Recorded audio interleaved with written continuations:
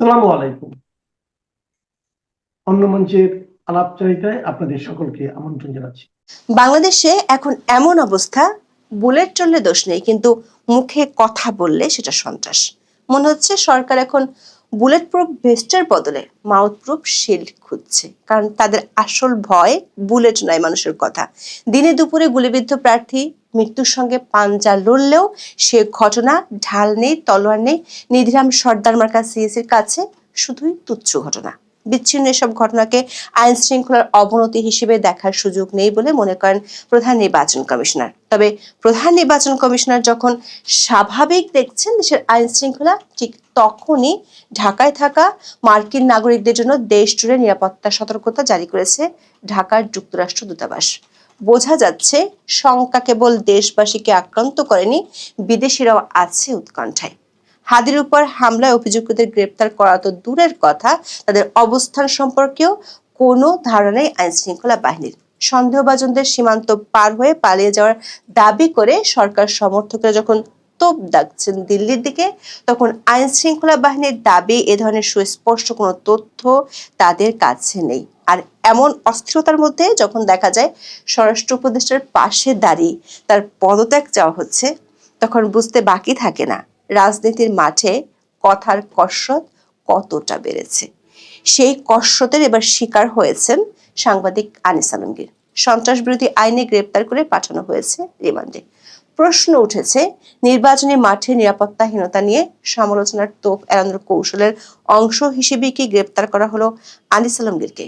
তবে নির্বাচনের তফসিল ঘোষণার পর থেকেই বাংলাদেশের রাজনীতিতে যে ঝড় শুরু হয়েছে, তা যেন ধীরে ধীরে সরকার ও তার মিত্রদের যাত্রা পালায় রূপ নিচ্ছে।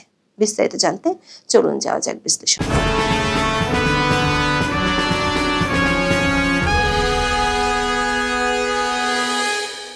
রাজধানীতে 12ই ডিসেম্বর গুলিবিদ্ধ ওসমান হাদিকে সংকটাপন্ন অবস্থায় 15ই ডিসেম্বর দুপুরে এয়ার অ্যাম্বুলেন্সে সিঙ্গাপুরে পাঠানো হয়। সিঙ্গাপুর জেনারেল হাসপাতালে শুরু হয়েছে চিকিৎসা। তার অবস্থা গুরুতর বলে জানাচ্ছেন চিকিৎসকেরা। হাদি গুলিবিদ্ধ হওয়ার 3 দিন পরেও প্রধান অভিযুক্তদের কেউ গ্রেপ্তার হননি। সরকারের 50 লাখ টাকার পুরস্কার ঘোষণাতেও কোনো কাজ হয়নি। সন্দেহভাজন অভিযুক্তদের ভারতে পালিয়ে যাওয়ার গুঞ্জনের মধ্যে 15ই ডিসেম্বর আইন শৃঙ্খলা বাহিনীর পক্ষ থেকে জানানো হয়, এ ধরনের কোনো সুস্পষ্ট প্রমাণ পাওয়া যায়নি। ময়মনসিংহের 39 বিজিবির সেক্টর কমান্ডার সরকার মোস্তাফিজুর রহমান বলেন, গুলিবর্ষণে জড়িতরা হালুয়াঘাট সীমান্ত দিয়ে পালিয়েছেন কি না তা এখনো নিশ্চিত নয়। তবে তারা এক মানব পাচারকারী সহ 3 জনকে আটক করেছেন। ঘটনায় জড়িতদের গ্রেপ্তার ও বিচারের দাবিতে 15ই ডিসেম্বর উত্তাল ছিল ঢাকার রাজপথ। ডাকসু নেতাদের নেতৃত্বে দেখা গেছে সচিবালয় ঘেরাও কর্মসূচি। 3 দফা দাবিতে দেওয়া হয়েছে 48 ঘন্টার আলটিমেটাম। এমনকি স্বরাষ্ট্র উপদেষ্টা জাহাঙ্গীর আলম চৌধুরীর পাশে দাঁড়িয়ে তার পদত্যাগ দাবি করার অভাবনীয় দৃশ্য দেখা গেছে। ডাকসুর ভিপি সাদিক কায়েম সচিবালয়ে এ দাবি তোলার সময় পাশেই দাঁড়িয়েছিলেন স্বরাষ্ট্র উপদেষ্টা। এই সময় তাকে অনেকটা বিব্রত দেখাচ্ছিল বলে জানায় বিভিন্ন সংবাদ মাধ্যম। আবার স্বরাষ্ট্র উপদেষ্টার পদত্যাগের জন্য 1 কোটি টাকা পুরস্কার ঘোষণা করেন রাকসু জিএ সালাউদ্দিন আম্মার। ওসমান হাদির হামলাকারীদের গ্রেপ্তারে ব্যর্থতা এবং আইন শৃঙ্খলা পরিস্থিতির অবনতির জন্য স্বরাষ্ট্র উপদেষ্টার পদত্যাগের দাবিতে দুপুরে শাহবাগ মোড় অবরোধ করে এনসিপির ছাত্র সংগঠন জাতীয় ছাত্র শক্তি। ওসমান হাদির উপর হামলার প্রতিবাদে জুলাই সমর্থক দল ও সংগঠনের প্রতিরোধ সমাবেশও হয়েছে কেন্দ্রীয় শহীদ মিনারে। সেখানেও সরকারের ভূমিকার কড়া সমালোচনা শোনা গেছে। এসবের মাঝে প্রধান নির্বাচন কমিশনার একটি বক্তব্য উস্কে দিয়েছে ক্ষোভ। দর্শক, হাদি গুলিবিদ্ধ হওয়ার পরদিন সিএসি 4 নির্বাচন কমিশনার ও ইসি সচিবালয়ের সিনিয়র সচিবের বিশেষ নিরাপত্তার ব্যবস্থা করতে পুলিশকে চিঠি দেয় ইসি। একই সঙ্গে সারা দেশে ইসির মাঠ পর্যায়ের কার্যালয়গুলোতে নিরাপত্তা নিশ্চিত করতে বলা হয়। সিএসি নিরাপত্তার জন্য এর আগেও গাড়ি সহ পুলিশ নিরাপত্তা ছিল। তবে ইসির চিঠিতে অতিরিক্ত আরও একটি গাড়ি সহ পুলিশ নিরাপত্তা চাওয়া হয়। শুধু ইসি নয়, 15ই ডিসেম্বর অতিরিক্ত নিরাপত্তা চেয়ে চিঠি দিয়েছে সুপ্রিম কোর্টও। নিজের জন্য নিরাপত্তা বাড়ানোর নির্দেশের 2 দিনের মাথায় দেশের আইন শৃঙ্খলা পরিস্থিতি স্বাভাবিক রয়েছে বলে দাবি করে বসেন প্রধান নির্বাচন কমিশনার এএমএম নাসির উদ্দিন। এখানেই শেষ নয়। তার চোখে হাদির উপর হামলার বিষয়টি একটি বিচ্ছিন্ন ঘটনা মাত্র। নির্বাচনের সময় এ ধরনের ঘটনা স্বাভাবিক বলেও দাবি করেন তিনি। ঢাকায় এক অনুষ্ঠানে প্রধান নির্বাচন কমিশনার বলেন, আইন শৃঙ্খলার অবনতি হয়নি, মাঝে মধ্যে দু একটা খুন খারাপি হয়, হাদিকে গুলির ঘটনা বিচ্ছিন্ন। নির্বাচন এলে এ ধরনের ঘটনা ঘটিয়ে থাকে। উদাহরণ হিসেবে তিনি অতীতে আহসানুল্লাহ মাস্টার এবং শাহ এম এস কিবরিয়ার হত্যার উদাহরণ টানেন। অথচ এর কোনটি নির্বাচনকালীন সময়কার ঘটনা ছিল না। সাবেক অর্থমন্ত্রী আওয়ামী লীগ নেতা কিবরিয়া 2005 সালের 27 জানুয়ারি গ্রেনেড হামলায় নিহত হন। ঘটনাটি ঘটে হবিগঞ্জের বদ্দির বাজার প্রাথমিক বিদ্যালয় মাঠে।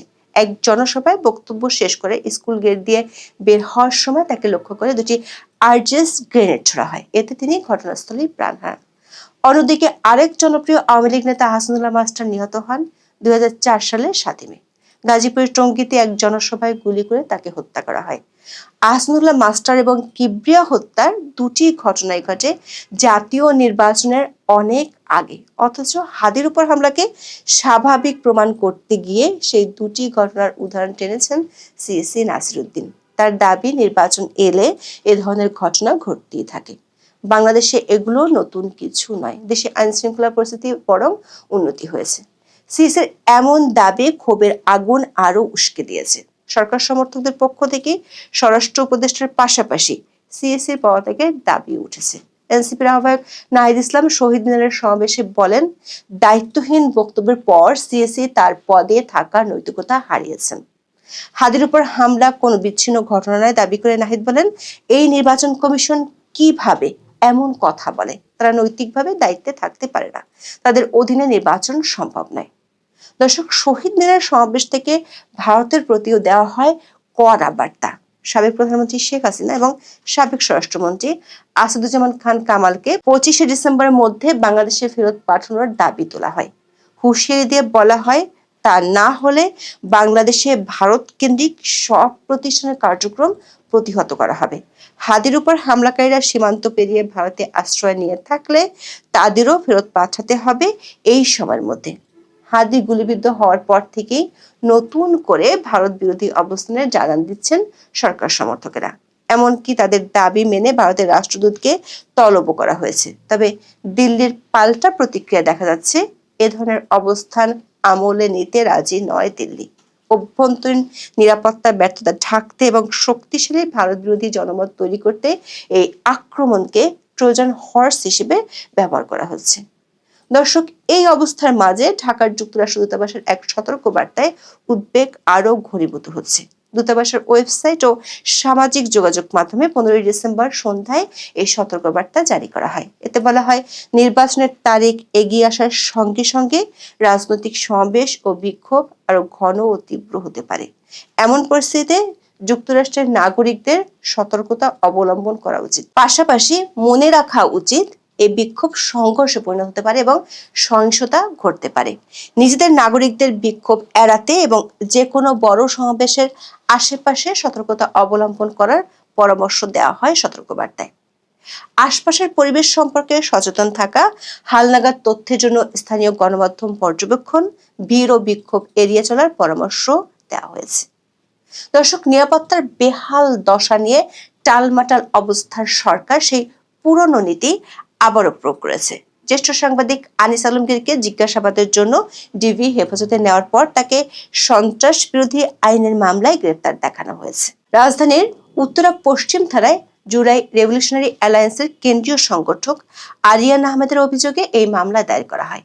এই মামলায় আনিস আলমগীর ছাড়াও অভিনেত্রী মেহের আফরোজ শাওন, মডেল মারিয়া কিসপার্ট্রা এবং উপস্থাপক ইমতু রাতিশ ইমতিয়াজ সহ মোট 4 জনের নাম রয়েছে। তাদের বিরুদ্ধে অভিযোগ আনা হয়েছে। অভিযুক্তরা সামাজিক যোগাযোগ মাধ্যমে এবং বিভিন্ন টেলিভিশন টক শোতে অংশ নিয়ে নিষিদ্ধ সংগঠনকে পুনরুজ্জীবিত করার প্রচারণা চালাচ্ছেন এবং সাবেক প্রধানমন্ত্রী শেখ হাসিনার অনুসারী হিসেবে রাষ্ট্রের স্থিতিশীলতা নষ্টের ষড়যন্ত্রে লিপ্ত। দর্শক, সাংবাদিক আনিস আলমগীরকে গ্রেপ্তার করে রিমান্ডে পাঠানোর এই ঘটনা অধ্যাপক ইউনূসের শাসনামলে আইনের রাজনৈতিক অপব্যবহারের আরো একটি মারাত্মক উদাহরণ হলো।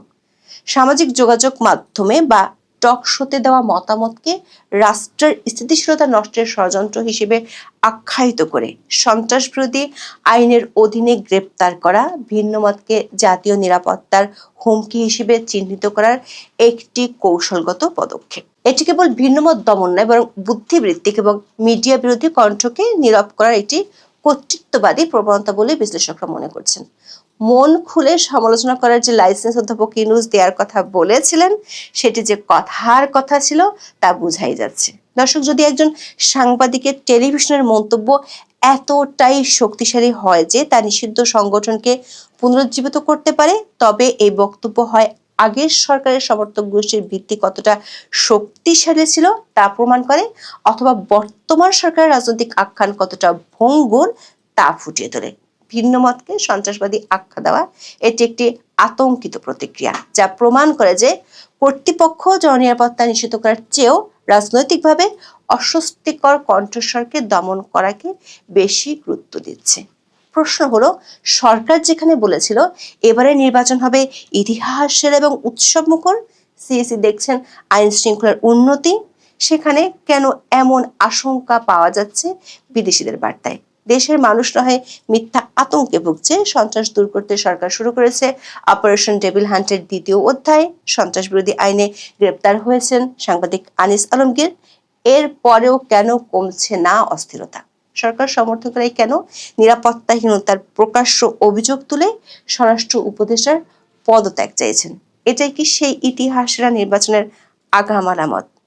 এখনই এমন হলে সামনের দিনগুলোতে কি অপেক্ষা করছে দেশের সামনে? দর্শক, একটি প্রবাদ আছে, উলু বনে মুক্ত ছড়ানো। বাংলাদেশে এখন ঠিক তাই হচ্ছে। যার নিরাপত্তার দরকার সে পাচ্ছে গুলি, আর যে কথা বলছে সে পাচ্ছে জেল। গুলি লেগেছে হাদির মাথায়, কিন্তু রাজনীতির বুক ফুঁড়ে সে গুলি অন্তত 5 দিকে গিয়ে লেগেছে। বিএনপি, আওয়ামী লীগ, জামায়াত, এনসিপি, বিচার ব্যবস্থা আর সাধারণ ভোটারের মনের ভেতর। আর এই এক গুলিকে ঘিরে ইউনূসের সরকার যেভাবে মাঠ সাজাচ্ছে, তাতে বোঝা যায় এটা শুধু ক্রাইম না, খুব সচেতনভাবে ব্যবহৃত রাজনৈতিক ইনস্ট্রুমেন্ট। আসুন আমরা বিস্তারিত জানি যে একটি মাত্র গুলি ব্যবহার করে ইউনূস সরকার এবং তার জুলাই সঙ্গীরা কত পক্ষকে একেবারে কাত করে দিতে পেরেছে।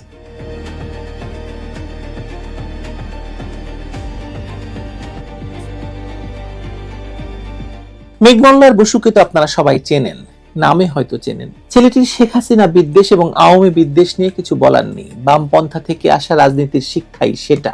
কিন্তু হাদির গুলিবিদ্ধ হওয়া নিয়ে তার একটি পোস্ট আপনাদের পড়ে শোনাতেই চাই আমি। শরীফ ওসমান হাদিকে গুলি করা সন্ত্রাসীটিকে সরকার এখনো ধরতে পারেনি, কিন্তু ইউনূস সাহেবের পেজ থেকে হাদিকে নিয়ে 5-6টা পোস্ট করা হয়ে গেছে। এই ঘটনাটা বোঝা জরুরি। একদম শুরুর দিন থেকে এই সরকার প্রত্যেকটা ক্রাইসিস এবং ইস্যুকে দেখেছে পাবলিক রিলেশনস ক্রাইসিস হিসাবে। দেশের নিরাপত্তা অবস্থা খারাপ, পাঠায় দাও স্বরাষ্ট্র উপদেষ্টাকে নানাবিধ ফাটাকেষ্টগিরি করতে, তারপর সেগুলোর ক্লিপ বানায় বুঝাও স্বরাষ্ট্র উপদেষ্টা অনেক এনগেজড। হিন্দুদের উপর নির্যাতন হচ্ছে, আওয়ামী লীগ আমলে হিন্দুদের উপর হওয়া নির্যাতন নিয়ে কিছু ডকুমেন্টারি গ্রাফিতি বানাও। বাউলদের প্রোগ্রাম গ্রামে গ্রামে বন্ধ করে দেওয়া হচ্ছে, বিশাল করে কুষ্টিয়ায় লালন মেলা করো। আওয়ামী লীগ যাতে প্রমাণ না করতে পারে যে ইন্টারিম ব্যর্থ, এই নিজের নাক কাইটে পরের যাত্রা ভঙ্গ করার অ্যাপ্রোচ আমাদের এখানে আনছে। আদতে সমস্যাটা সমাধান হবে কিভাবে তাই নিয়ে কোনো আগ্রহ নাই। কোনো কিছুকেই যাতে সমস্যা বলে ফ্রেম না করা যায় সেইটা নিশ্চিত করাই যেন বা আসল লড়াই। শরীফ ওসমান হাদিকে চাঁদাবাজ গ্যাংস্টাররা গুলি করেছে, নাকি নির্বাচন পেছাতে জামায়াত গুলি করেছে, নাকি আওয়ামী লীগ তাদের জঙ্গি কার্যক্রমে অংশ হিসাবে গুলি করেছে, এই বিষয়ে ন্যারেটিভ কাউন্টার ন্যারেটিভের যে খেলা, এটা সেফ পলিটিক্স। আসল কাজ সন্ত্রাসীকে গ্রেপ্তার করা, ইনভেস্টিগেট করা এবং সকল পরিকল্পনাকারীর দৃষ্টান্তমূলক শাস্তির ব্যবস্থা করা। একটি সূত্র বলছে খুনি নাকি ভারতে পালিয়ে গেছে। এটা কিভাবে হলো, কারা হইতে দিল? এই পুরা ঘটনায় মির্জা আব্বাস, প্রথম আলো, শাহবাগী বামপন্থী সবাই গালি দিতে পারতেছেন, অথচ স্বরাষ্ট্র উপদেষ্টা যে সর্বৈব ব্যর্থ এই কথাটা উচ্চারণ করতে পারতেছেন না যারা, তারা হয় ধান্দাবাজ না হয় উন্মাদ। শেষ হলো মেঘমল্লারের স্ট্যাটাস, স্পট অন মেঘমল্লার। একই কথা কিন্তু আমারও। হাদির গুলি খাওয়ার পর আসুন প্রথমে আমরা দেখি সরকারের তাৎক্ষণিক রেসপন্সটা কেমন ছিল। এতদিন পর্যন্ত নির্বাচন সামনে রেখে নিরাপত্তার প্রসঙ্গ উঠলেই তারা গড়গড় করে বলতো পরিস্থিতি স্বাভাবিক, সব ঠিক আছে, আতঙ্কের কোনো কারণ নেই।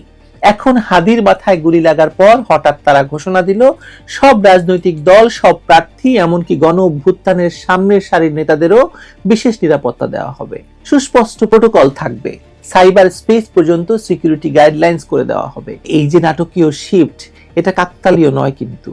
ধরুন নির্বাচনকে ঘিরে সরকার যদি সবার জন্য কড়া নিরাপত্তা দেওয়ার কথা আগেই বলতো, তখন হয়তো মানুষ প্রশ্ন করতো তাহলে কি দেশে স্বাভাবিক নির্বাচনের পরিবেশ নেই? ফলে হাদির মতো কারো গুলি খাওয়া জরুরি ছিল খুব। এখন হাদিকে সামনে রেখে তারা বলতে পারছে দেখুন আমরা বাধ্য হয়েছি, গুলির ঘটনায় আমাদের এই সিদ্ধান্ত নিতে ঠেলে দিয়েছে। এক গুলিতে নিজেদের ব্যর্থতা আড়াল, একই গুলিতে আবার নিজেদের দায়িত্বশীল রাষ্ট্র হিসাবে মার্কেটিং করা, দুটো একসাথে হয়ে গেছে। পাকা খেলোয়াড় এই ডক্টর ইউনূস। দ্বিতীয় লেয়ারে আসুন, যেখানে সরকার এক ঢিলে দুই পাখি নয়, 4-5 পাখি মারার চেষ্টা করছে। হাদির উপর হামলার সন্দেহভাজন হিসাবে যাকে চিহ্নিত করা হচ্ছে তার জামিনের আদেশ কে এনেছে? সেই ফাইল ঘাটতে গিয়ে দেখা গেল জামিন পিটিশনের নাম আছে বিএনপি পন্থী আইনজীবীর, যিনি ছাত্র দলের সাবেক নেতা, আর তার পেছনে আছেন বিএনপির কেন্দ্রীয় আইন বিষয়ক নেতাও। এখানে সরকার সরাসরি কিছু না বলে মুখ বাঁকা করে শুধু ইঙ্গিতটা দিয়ে রাখছে, দেখেন যাকে আপনারা আদালত থেকে বের করেন সেই আজ গুলি করছে, দায় তাহলে কার? কারা তাকে বের করেছে? সরকার হাসছে। এই ন্যারেটিভটা বিপজ্জনকভাবে চতুর, কারণ এতে একদিকে বিএনপিকে নিজের পায়ে নিজে কুড়াল মারলো টাইপ অপরাধী হিসেবে দাঁড় করানো যায়, আর একদিকে ছাত্রলীগের সাবেক ট্যাগটা ধরে রেখে আওয়ামী লীগকেও ছায়া দোষী বানানো যায়। মানে দুই পক্ষ দুই দিক থেকে মার খায় আর দাঁড়িয়ে দাঁড়িয়ে ইন্টারিম মাঝখানে নিরপেক্ষ সাজে। আসলে আমার মাথায় একটি বিষয় ঢুকতে চায় না, কেন কায়সার কামালরা এরকম সন্ত্রাসীদের পেছনে দাঁড়ান যার সঙ্গে ছাত্রলীগের নাম থাকে? কেনই বা শিশির মনিররা আবার আবরার ফাহাদের খুনিদের ছাত্রলীগ জেনেও তাদের পক্ষে দাঁড়ায় বলেন তো? নামে ছাত্রলীগ আর কামে যদি ছাত্রদল বা ছাত্র শিবির হয় তাহলে বিষয়টা কিন্তু যৌক্তিক হয়, তাই না? কি বলেন? এর সঙ্গে সরকার আরেক খেলা জুড়ে দিয়েছে, আন্তর্জাতিক ফ্রেম।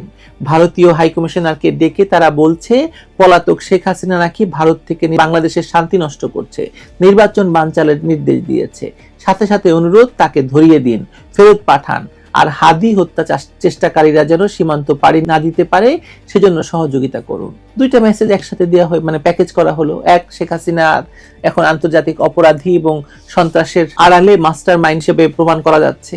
দুই, আমরা কিন্তু নির্বাচনে নিরাপত্তা নিয়ে সিরিয়াস, সন্দেহভাজনদের ধরতে এমনকি ভারতকে পর্যন্ত টান দিচ্ছি। একই সাথে প্রেস উইং থেকে জানানো হচ্ছে সন্দেহভাজনদের আইটি বিজনেস, বিদেশ সফর, সিঙ্গাপুর যাওয়া, সীমান্তে বিজিবির টহল, সবকিছু, মানে কত কিছু, মানে তারা কত ব্যস্ত। এখন এখানে বিএনপি, জামায়াত, এনসিপি এই তিন পক্ষকে আলাদা করে দেখলে আসল চিত্রটা কিন্তু আপনার কাছে স্পষ্ট হবে। বিএনপির জন্য এই গুলিটা ডাবল ব্লো। একদিকে তাদের আইনজীবীদের জামিন সংযোগ তুলে ধরে আপনারা সন্ত্রাসীদের বন্ধু এই লেভেলে চেপে বসানো যাচ্ছে তাদের উপর। অন্যদিকে একই ইন্টারিম সরকার আবার এসব দলকে যমুনায় ডেকে বসাচ্ছে, জুস খাওয়াচ্ছে, ঐক্য ঠিক রাখুন, জুলাইকে অন করুন বলে নৈতিক সবক দিচ্ছে। বিএনপি যদি কঠিন হয়ে সরকারকে কাঠগড়ায় দাঁড় করাতে চায় তখন এই জামিন ফাইল তাদের মুখের উপর সামনে তুলে ধরবে, মানে ছুড়ে দিবে। আর তারা যদি চুপ থাকে তাহলে তারা নিজেরাই মানুষের চোখে আত্মসমর্পণকারী পার্টি হয়ে যাবে এবং বোঝানো যাবে যে মির্জা আব্বাস এর সঙ্গে জড়িত। দুভাবেই ক্ষতি। জামায়াত এনসিপির জন্য এই গুলি অন্যভাবে লাভজনক। তারা শুরু থেকেই আগে গণভোট পরে নির্বাচন লাইনে খেলছে। এখন মাঠে গুলি, খুন, অস্থিরতার সিচুয়েশন তৈরির প্রতিটি ঘটনা তাদের হাতে নতুন যুক্তি যোগ করছে। দেখুন, দেশে স্বাভাবিক নির্বাচন সম্ভব না, আগে সিস্টেম পাল্টাতে হবে। ইউনূস সরকারের ভেতরের অংশ এই লাইনকে খুব খারাপভাবে অপছন্দ করছে বলে মনে করার কোনো কারণ নেই। কারণ গণভোট নামে যদি সংবিধান কেটে ছেটে নিজেদের দায়মুক্তির পথ তৈরি করা যায় তাহলে সব পক্ষের অপরাধ ধুয়ে ফেলার কাজে সুবিধা হয়। এবার আওয়ামী লীগের পজিশনটার কথা বলি।